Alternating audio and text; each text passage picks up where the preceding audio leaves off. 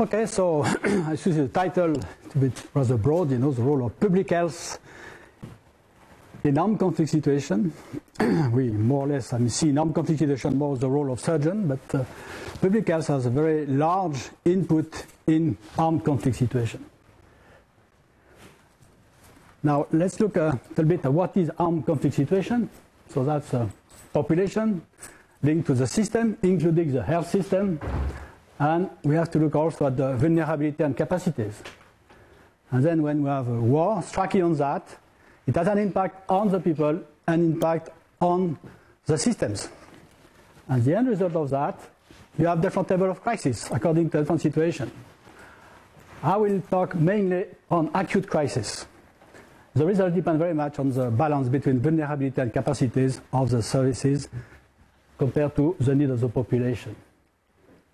And then to restore the balance, we have different types of activities, health activities, economic activities, to maintain certain level of human security of the population.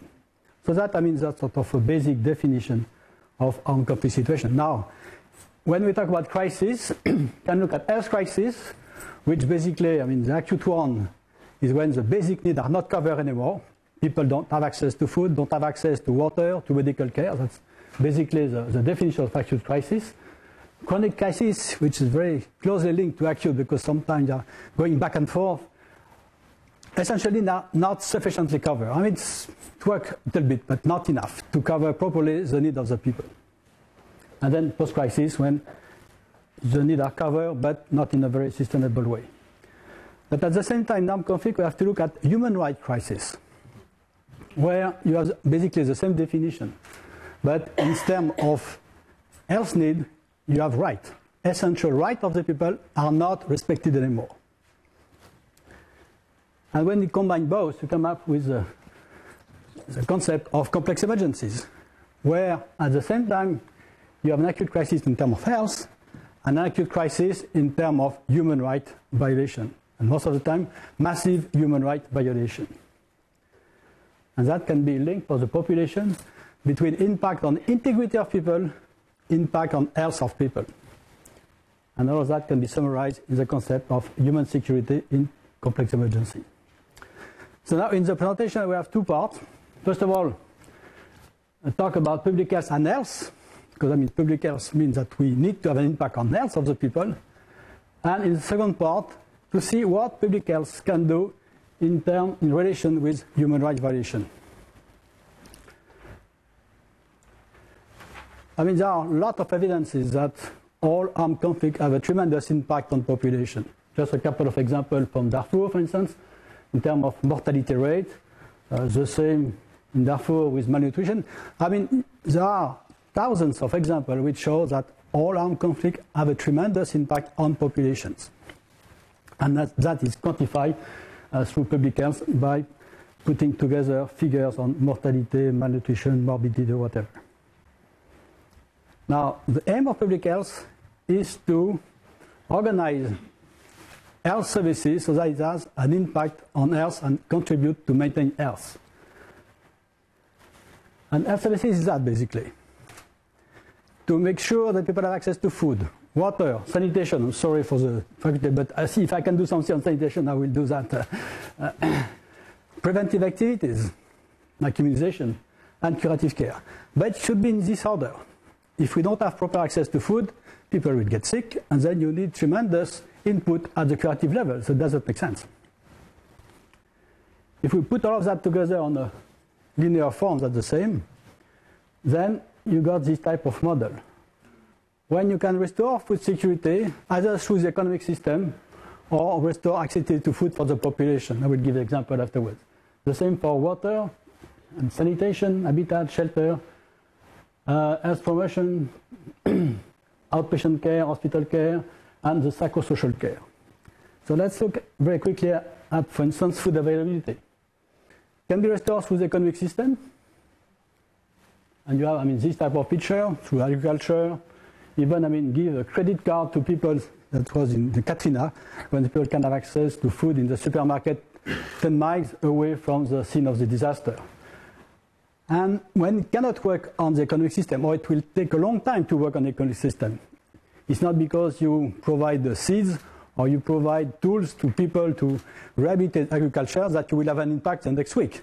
It will take 1 or 2 years.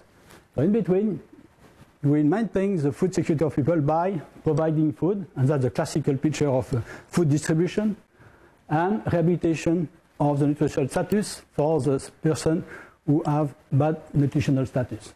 So I mean that the strategy will be a combination of all these type of activities, and each situation will be a bit different combination of activities.